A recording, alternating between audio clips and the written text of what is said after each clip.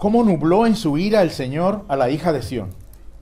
Ha arrojado del cielo a la tierra la gloria de Israel, y no se ha acordado del estrado de sus pies en el día de su ira. El Señor ha devorado, no ha perdonado ninguna de las moradas de Jacob. Ha derribado en su furor las fortalezas de la hija de Judá. Las ha echado por tierra, ha profanado al reino y a sus príncipes. Ha exterminado en el ardor de su ira todas las fuerzas de Israel. Ha echado atrás su diestra en presencia del enemigo, y se ha encendido en Jacob como llamas de fuego, devorando todo en derredor. Ha entesado su arco como enemigo, ha afirmado su diestra como adversario, y ha matado todo lo que era agradable a la vista. En la tienda de la hija de Sión ha derramado su furor como fuego. Se ha vuelto el Señor como enemigo, ha devorado a Israel, ha devorado todos sus palacios y ha destruido sus fortalezas, y ha multiplicado en la hija de Judá el lamento y el duelo. Y ha tratado con violencia a su tabernáculo, como a una cabaña de huerto ha destruido su lugar de reunión. El Señor ha hecho olvidar en Sión la fiesta solemne y el día de reposo, y ha rechazado en el furor de su ira al rey y al sacerdote. El Señor ha rechazado su altar, ha despreciado su santuario, ha entregado en manos del enemigo los muros de sus palacios. Gritos se han dado en la casa del Señor, como en día de fiesta solemne.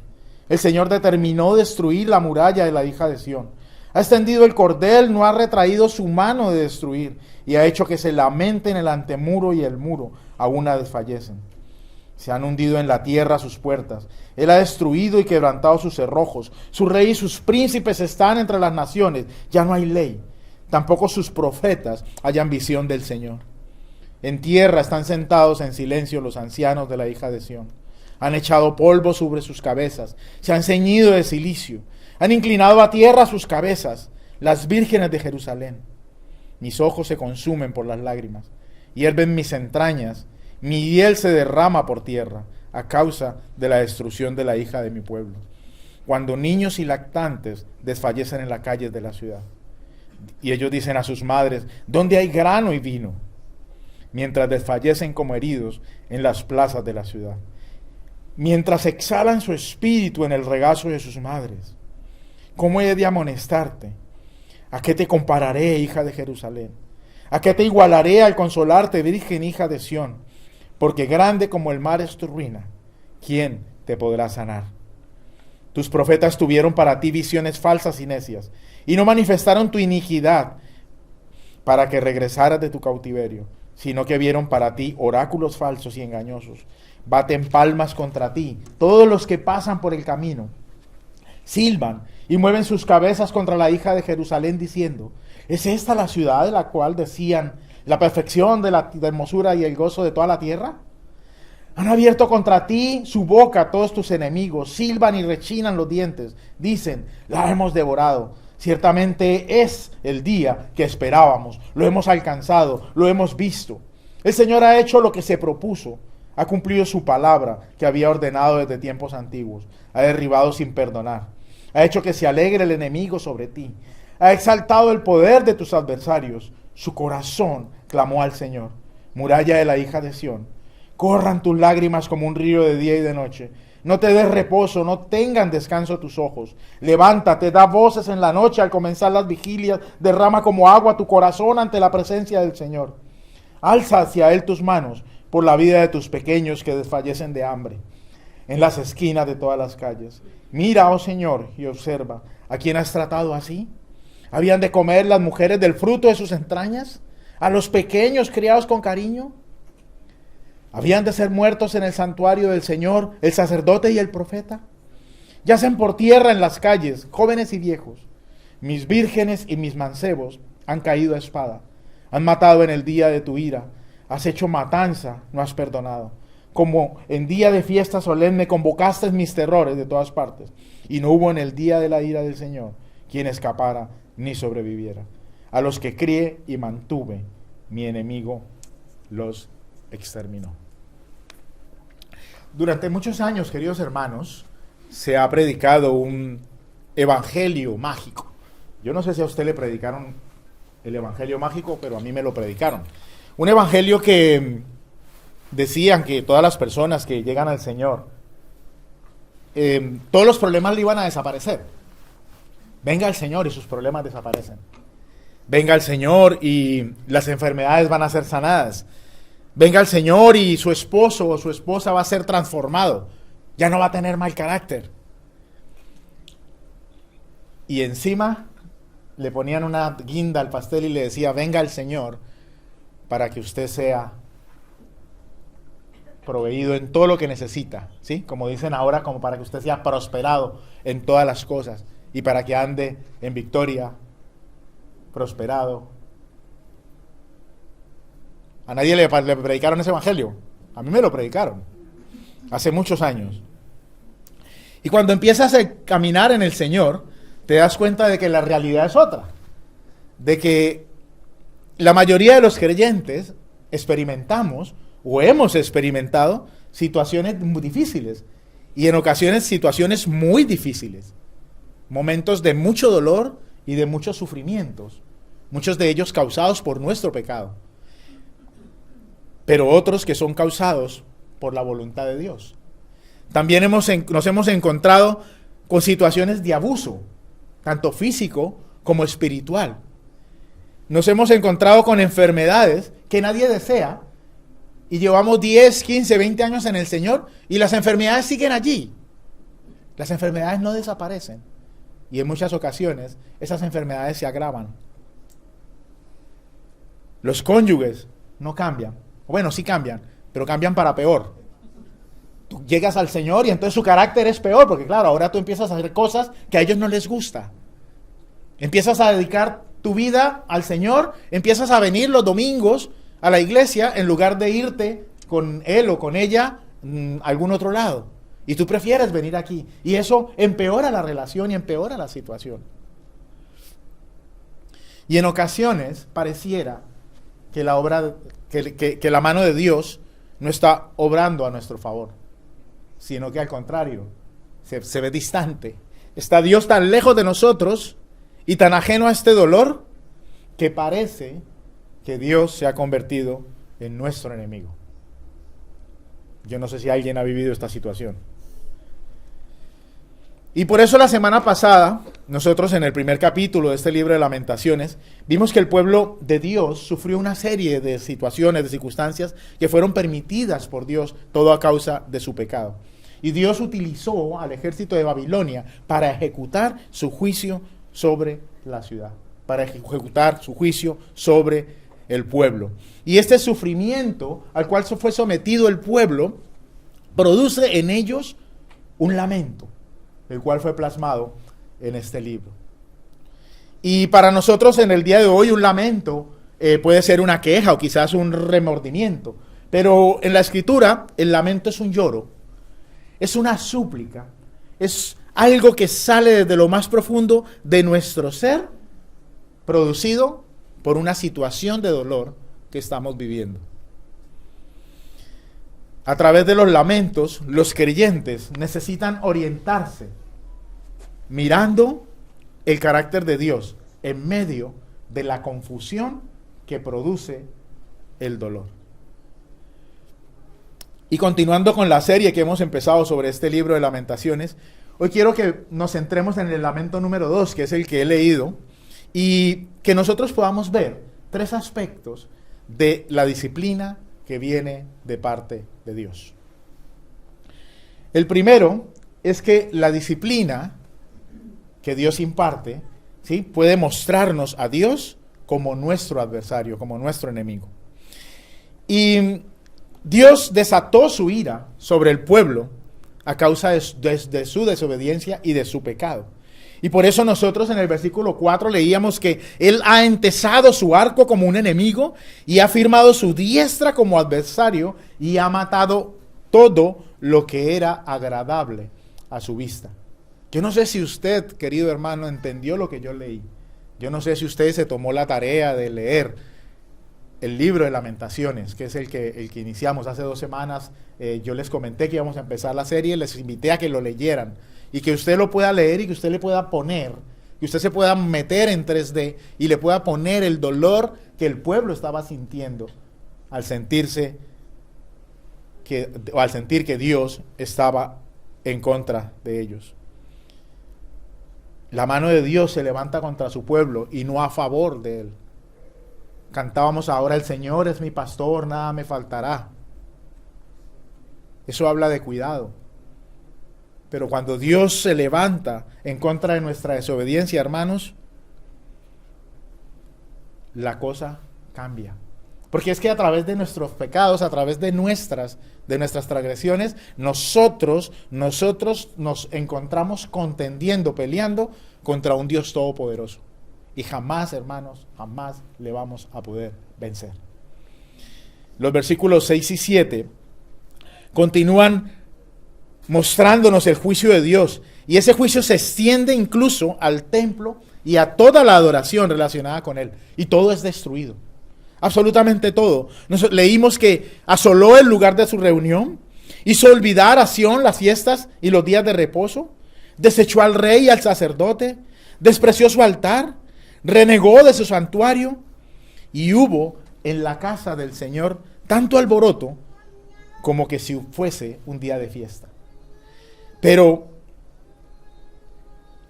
ese alboroto no era causado por el pueblo en celebración, sino que ese ruido lo estaban haciendo sus enemigos, que estaban celebrando la asolación y el sitio que habían llevado a la ciudad.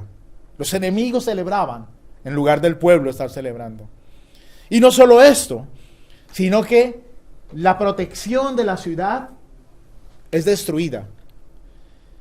En el versículo 8 leímos que Dios les quitó la protección que ellos tenían. Él mismo destruyó la muralla y con su brazo poderoso extendió un cordón de destrucción sobre su pueblo. La ciudad ya no tiene capacidad defensiva. La ciudad ahora se encuentra desprotegida y está a merced de todos sus enemigos. Cualquiera que la quiera atacar, lo va a poder hacer. Y es interesante que en este segundo lamento nosotros encontramos que la ruina no era solo sobre la ciudad, sino que también afectaba su cultura. La cultura del pueblo de Dios había sido destruida. Según los versículos 9 y 10, las instituciones gubernamentales habían desaparecido. Ya no servían para nada. El rey y los príncipes ya no estaban. Sus palacios habían sido entregados en manos de los enemigos y los príncipes y los gobernantes habían sido llevados cautivos. Y para completar la película, en este panorama desolador, los líderes espirituales también habían fallado y no podían ayudar al pueblo. Dice la palabra que no hubo entre el pueblo sacerdotes fieles para enseñar la ley. Los profetas guardaron silencio porque no encontraban palabra de parte del Señor para hablar. Los ancianos se quedan callados y se visten de luto. Las jóvenes lloran. Todo está arruinado. Por donde quiera que uno mire en esa ciudad, solo va a encontrar destrucción. En este capítulo 2, el pueblo se encuentra bajo el juicio de Dios, bajo su ira, por causa del pecado. A pesar de que son su pueblo. Nuestro hermano Renier leía en el Salmo 89 que el Señor nos va a cuidar, que el Señor nos va a proteger, que el Señor se va a levantar en contra de nuestros adversarios. Pero hermanos, por causa del pecado, el Señor trae su juicio. Trae su juicio. Y aunque nos ama, aunque amaba al pueblo, era su pueblo escogido, tenía un amor de pacto por ellos. Y a pesar de que los venía advirtiendo, la nación ha llegado a ese punto en que la balanza de la justicia divina se ha inclinado en su contra. Porque el pecado es así de terrible, hermanos. El pecado es terrible y nuestro Dios es demasiado santo para permitirlo y para tolerarlo. El juicio de Jerusalén, el libro de Lamentaciones, no debe ser simplemente estudiado, ni debe ser simplemente leído, ni debe ser simplemente lamentado. Y esa es la diferencia que hay entre el Museo de Historia Natural y el museo del Holocausto, tanto el que está aquí en Inglaterra como el que está en Estados Unidos. Hay una gran diferencia, hermanos, y es que en el Museo de Historia nosotros encontramos un propósito, y es el de informar. Pero en el Museo del Holocausto, aunque tiene también información y podemos adquirir conocimiento, el propósito es que nosotros recordemos y que nosotros advirtamos. Y es por eso que encontramos a lo largo del museo varias inscripciones, como por ejemplo, pasemos de la memoria a la acción. Piensa y medita en lo que has visto. Guárdate a ti y guarda tu alma con diligencia, no sea que olvides cosas que tus ojos no han visto. Estas son inscripciones que están allí. Y de la misma manera que esas inscripciones están allí para que nosotros hagamos algo, este libro de Lamentaciones está como una advertencia para nosotros. Este libro de Lamentaciones está con el objetivo de advertirnos y de conmovernos en nuestras entrañas, para que nosotros conozcamos el carácter de Dios. Cuando nosotros vemos todo en ruina a nuestro alrededor, entonces nuestro corazón se debe inquietar para no encontrar a Dios contendiendo contra nosotros. El segundo aspecto de la disciplina de Dios es que la angustia y el dolor que nos produce la disciplina debe llevarnos inmediatamente ante su presencia. Leímos que ante el dolor y la angustia que generó la disciplina de Dios, los ancianos de la comunidad se rindieron a esa situación. Se sentaron en tierra, se vistieron de cilicio en señal de duelo y penitencia, se quedaron en silencio porque no encontraban ayuda, no sabían qué hacer, no sabían qué decir. Las jóvenes de la ciudad se inclinaron con sus rostros a tierra. Y esta es una forma que tiene el escritor de mostrarnos que todo el pueblo, tanto ancianos como jóvenes, se rindieron ante la presencia del Señor, porque ellos ya no podían hacer nada. Ya no podían hacer nada. El dolor, hermanos, que nos produce la disciplina, el dolor que nos produce las situaciones, nos llevan a buscar a Dios. Nos llevan a buscar a Dios. Y nosotros vemos a Jeremías, el autor de este libro, que estaba afligido viendo el estado en el que se encontraba la ciudad, el estado en el que estaba el pueblo de Dios. Y el versículo 11 describe bien cómo se sentía Jeremías. Mis ojos se consumen por las lágrimas, hierven mis entrañas, mi hiel se derrama por tierra a causa de la destrucción de la hija de mi pueblo. Cuando niños y lactantes desfallecen en las calles de la ciudad, dicen a sus madres, ¿dónde hay grano y vino? Mientras desfallecen como heridos en las plazas de la ciudad, mientras exhalan su espíritu en el regazo de sus madres. Y nosotros vemos en estos dos versículos la aflicción del profeta. Vemos a Jeremías afligido viendo las miserias en las cuales el pueblo de Dios estaba viviendo. El dolor causado a los judíos. Llora hasta quedar sin aliento. Sus entrañas parecían que hervían de la impotencia que le estaba produciendo la condición en la que se encontraba su pueblo, especialmente por la condición en la que se encontraban los más vulnerables, los niños. Los niños estaban muriendo de hambre por causa de la maldad de sus padres. Y ese dolor es el que lleva al profeta a exhortar al pueblo para que se humillen delante de Dios Todopoderoso. Y por eso en los versículos 18 y 19 nosotros podemos ver que en medio de ese dolor, Jeremías le hace una petición al pueblo desde lo más profundo de su tristeza.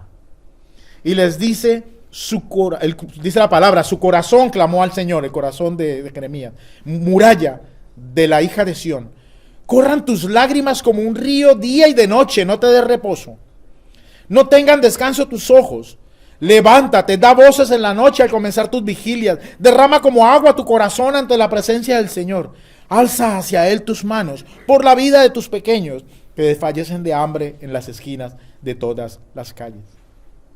Jeremías invita al pueblo a manifestarle a Dios su realidad. Su realidad. Le dice: lloren de tal forma que sus ojos se queden secos, que ya no haya más lágrimas para derramar. Lloren de día, de noche, en todo tiempo, sin descanso. Clamen a Dios. Derramen su corazón delante de su presencia. Levanten oraciones, levanten sus manos por la vida de esos pequeños que se están muriendo en las calles. Hermanos, la aflicción que produce la disciplina de Dios en nuestras vidas debe llevarnos a buscarlo desesperadamente. Desesperadamente, como que si no hubiese nada más que encontrarlo a Él, porque solamente Él tiene el poder para traer descanso a nuestras vidas. Querida iglesia, el pecado siempre trae consecuencias a la vida del pecador. Es una realidad, pero también hay otra realidad, y es que también trae consecuencias a las personas que nos rodean, a nuestros hijos, a nuestro cónyuge, a nuestra familia, a nuestra comunidad. Y esos niños eran inocentes. Esos niños no merecían el final que estaban teniendo. Se estaban muriendo de hambre. Niños que deberían ser felices, que quizás deberían estar disfrutando de su infancia, jugando, yendo al parque, haciendo cosas de niños. Pero por culpa de las decisiones de los padres, ellos se ven afectados y el juicio de Dios también es derramado sobre ellos. Jeremías se rindió a Dios, pero en medio de su dolor hizo lo que tenemos que hacer nosotros, que es llevar nuestras cargas a Dios. Y desde lo más profundo de esa tristeza le dice a Dios: mira, oh Señor, versículo 20, y observa. ¿A quién has tratado así? ¿Habían de comer las mujeres el fruto de sus entrañas a los pequeños criados con cariño? ¿Habían de ser muertos en el santuario del Señor el sacerdote y el profeta? Hermanos, son preguntas sinceras que salen del corazón de Jeremías. Te está diciendo: ¿debería el pueblo de Dios, tu pueblo, tus escogidos, aquellos con el cual hiciste un pacto de amor, ser tratados de esta manera? Dios, ¿te parece bien que sus madres se tengan que alimentar con sus propios hijos? ¿Te parece bien que los enemigos hayan asesinado a los sacerdotes y a los profetas dentro del templo?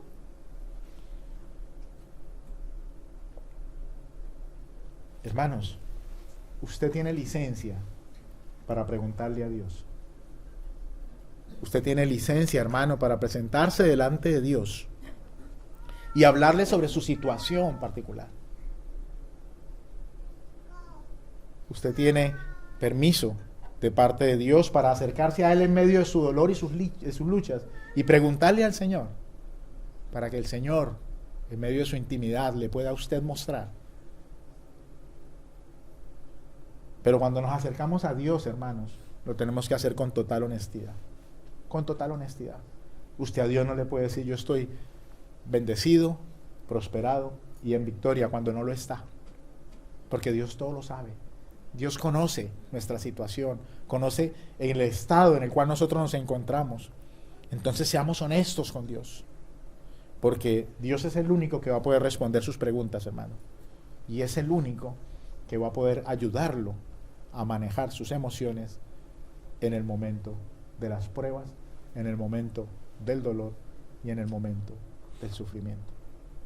Entonces, si usted está pasando, hermanos, por una situación difícil, si usted está pasando por un tiempo de sufrimiento y dolor, su única solución es ir a la presencia de Dios. Y por último, el tercer punto es que la disciplina de Dios es útil y necesaria. el capítulo 2 termina Jeremías describiendo cómo queda la ciudad. Yacen por tierra en las calles jóvenes y viejos, mis vírgenes y mancebos han caído a espada. Has matado en el día de tu ira, has hecho matanza, no has perdonado. Como en el día de fiesta solemne convocaste mis terrores de todas partes, y no hubo en el día de la ira del Señor quien escapara ni sobreviviera.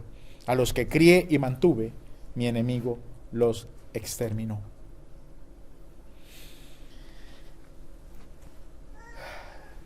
Hay una realidad también que es muy triste, hermanos, y es que el juicio de Dios no viene a nuestras vidas de repente, jamás. O sea, Dios nos advierte, Dios nos avisa, Dios, o sea, nos está enviando señales constantemente para que nosotros volvamos nuestro rostro a Él, para que nosotros nos apartemos de la vida de pecado que estamos llevando, para que nosotros dejemos de hacer las cosas que le disgustan a Él. Estamos advertidos constantemente, hermano. Cada domingo que nosotros predicamos aquí la palabra, creo yo que la iglesia es exhortada y es edificada. Cada vez que usted lee la Biblia, hermanos, usted es exhortado, usted es animado, usted es edificado a través de la palabra. El Señor constantemente nos está advirtiendo. Y Jerusalén no es la excepción. O sea, no es que un día Dios se levantó y dijo, mira, no me gusta Jerusalén, entonces vamos a destruirla. No. Ya Dios le había avisado al pueblo a través de Jeremías. Y cuando uno lee el capítulo 6 de Jeremías, versos 6 al 8, Jeremías dice, porque así dice el Señor de los ejércitos, cortad sus árboles y poned sitio contra Jerusalén. Esta es la ciudad que ha de ser castigada. Todo dentro de ella es opresión. Como un pozo mantiene frescas sus aguas, así ella mantiene fresca su maldad.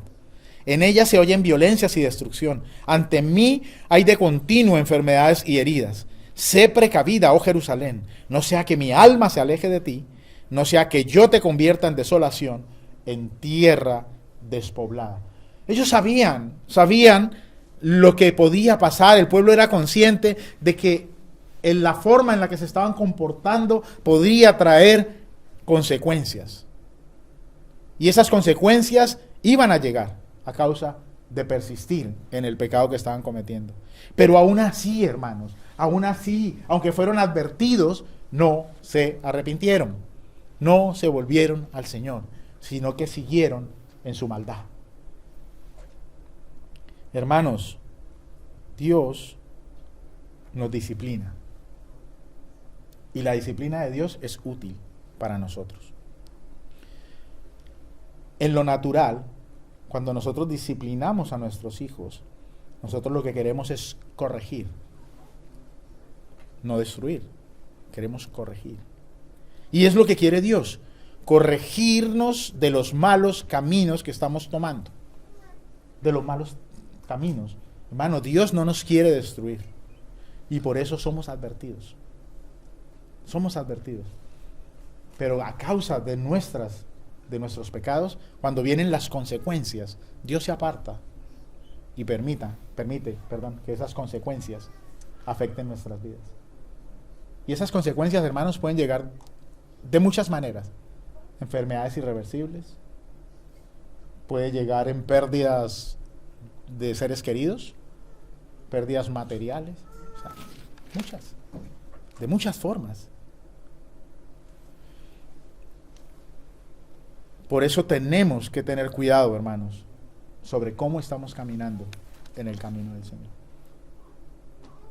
El llamado, hermanos, siempre es a vivir una vida santa. El Espíritu Santo ha empezado un proceso de santificación en nuestra vida cuando usted llegó a los caminos del Señor. Pero en ese proceso usted trabaja activamente. Usted trabaja activamente. Si yo tengo la oportunidad de pecar, no peco. Y si peco, me arrepiento. Y si vuelvo a tener la oportunidad, no lo hago. Si voy a contestar mal, el Espíritu Santo redarguye en mí y entonces en el dominio propio que me ha dado, yo no contesto y digo, mejor me voy a quedar callado. Pero nosotros no hacemos eso, nosotros le damos rienda suelta a nuestra carne y esa es la lucha que tenemos. Pero hermanos, si no vivimos una vida santa, la disciplina de Dios va a llegar. Va a llegar. Y entonces surge la pregunta, ¿y entonces por qué somos disciplinados? nosotros necesitamos hacer algo cuando la disciplina de Dios viene, y es reconocer la mano de Dios en medio de la disciplina. Y no la mano de Dios en contra de nosotros, sino la mano de Dios a nuestro favor. Porque la disciplina de Dios es fruto de su amor. Y no lo digo yo, lo dice la Biblia en Hebreos 12. Porque todavía en vuestra lucha contra el pecado no habéis resistido hasta el punto de derramar sangre. Además, habéis olvidado la exhortación que como a hijos se os dirige: hijo mío, no tengas en poco la disciplina del Señor, ni te desanimes al ser reprendido por él. Porque el Señor, al que ama, disciplina y azota a todo el que recibe por hijo. Es para vuestra corrección que sufrís. Dios os trata como a hijos, porque ¿qué hijo hay a quien su padre no discipline? Pero si estáis sin disciplina, de la cual todos han sido hechos participantes, entonces sois hijos ilegítimos y no hijos verdaderos. Además tuvimos padres terrenales para disciplinarnos y los respetábamos. Con cuánta más razón no estaremos sujetos al Padre de nuestros espíritus y viviremos. Porque ellos nos disciplinaban por pocos días como les parecía. Pero Él, o sea Dios, nos disciplina para nuestro bien, para que participemos de su santidad. Al presente, ninguna disciplina parece ser causa de gozo, sino de tristeza. Sin embargo, a los que han sido ejercitados por medio de ella, les da después fruto apacible de justicia. Usted y yo, hermanos, hemos sido adoptados por Dios. Y como hijos de Dios, entonces necesitamos ser disciplinados. Y esa es una muestra del gran amor de Dios por nosotros. Porque disciplina es la que aplica el padre que ama a su hijo para corregirlo. Y solamente lo puede hacer el padre.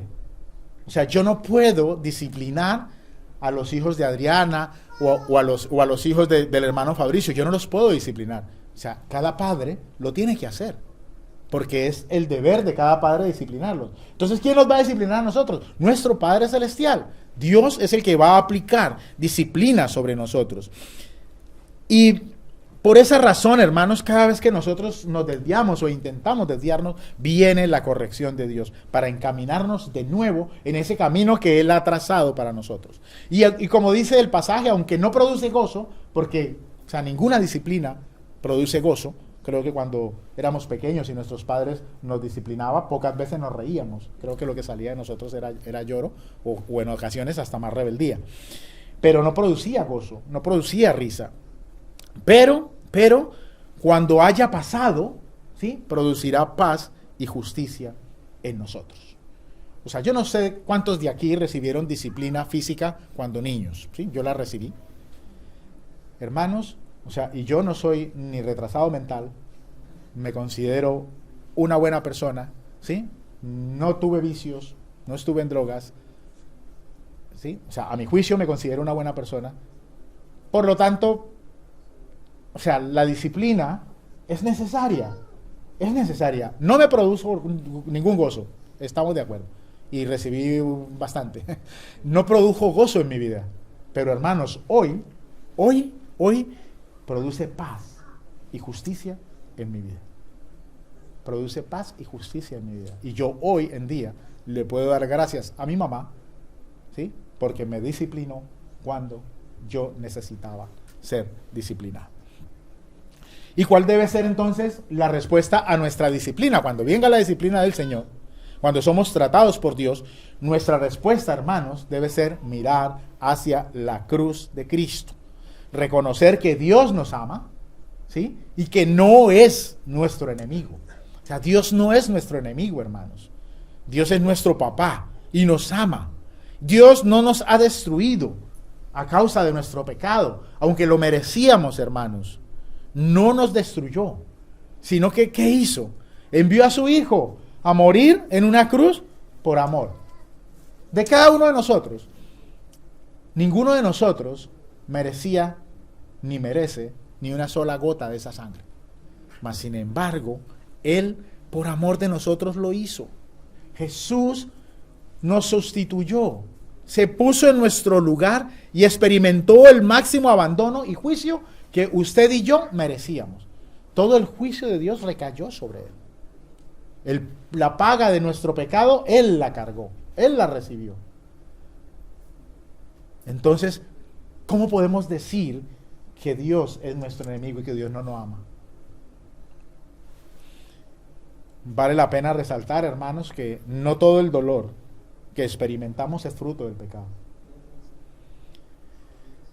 Aunque algunas de estas situaciones de tristeza y dolor sí son provocadas por nuestra desobediencia, por la vida que nosotros llevamos, hay otras que son solo fruto de la voluntad de Dios y que son permitidas por Él en nuestra vida como parte del proceso de madurez espiritual en el cual nosotros hemos sido incluidos cuando llegamos a Él. Y esto es una buena noticia, hermanos, para los que somos seguidores de Cristo, porque Dios es soberano y Él siempre va a hacer su voluntad, cuando quiera y con quien quiera. Y aunque todos podemos enfrentar tiempos difíciles, tiempos en que quizás las cosas parece que no salen bien, y en ese momento quizás podemos preguntarnos si Dios está en nuestra contra. Pero necesitamos, en medio de ese tiempo difícil, seguir perseverando, seguir creyéndole a Dios, entender que Dios nos ama y que tiene un propósito con cada una de las cosas. Y esa realidad, hermanos, es la que a nosotros nos permite descansar en la voluntad de Dios, entendiendo que la voluntad de Dios es buena, agradable y es perfecta, y que todas las cosas nos vienen a bien. Esto es para todos aquellos que conforme al propósito de Dios han sido llamados. Pero para aquellos que no están en Cristo, no es una buena noticia. No es una buena noticia porque este mensaje del juicio de Dios, el libro de Lamentaciones, es una advertencia, un llamado para que pongan su fe en Cristo, para que su vida se llene de esperanza. Y quizá las circunstancias que están pasando en su vida son una señal de que Dios está tratando de captar su atención.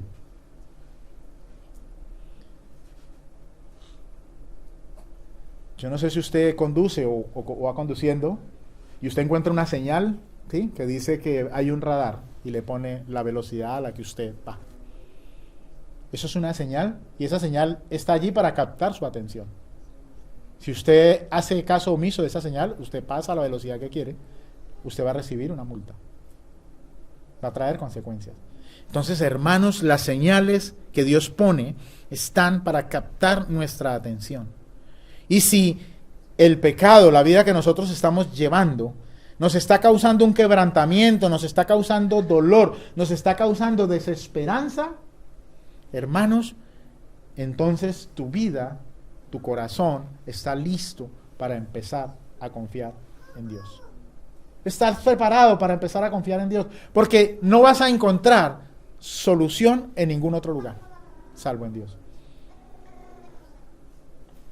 Si quieres seguir llevando tu vida como la llevas, esa es la libertad que Dios nos da, que no nos obliga absolutamente a nada. Hay dos caminos, el del bien y del mal, y nosotros podemos escoger en la libertad que tenemos. Pero debemos saber que hay consecuencias. Si nosotros tomamos el camino del mal, hay consecuencias buenas. Si tomamos el camino del bien, hay consecuencias buenas que se llaman bendiciones. Nunca es tarde, hermanos, para hacerlo. Pero cada día que pasa, podría hacerlo. Podría hacerlo. Si tú te encuentras en ese lugar, yo te invito a que hoy tú tomes una decisión por Cristo y empieces a buscar la forma de acercarte a Él. Habla con personas creyentes, habla con personas que te pueden orientar, con personas que te pueden ayudar a encontrar el camino de la salvación en Él. Podemos concluir entonces, mis queridos hermanos, que en medio del dolor y el sufrimiento que nos causa la disciplina, nosotros debemos reconocer que Dios es nuestro Padre y no nuestro enemigo. Debemos llevar nuestro dolor a su presencia, pero con la confianza de que todas las cosas son para nuestro bien. Todas las cosas que nos pasan tienen un propósito en Dios. Y por último, descansemos sabiendo de que la disciplina es útil. Y la disciplina es necesaria para que nosotros alcancemos la madurez que el Señor quiere para nosotros.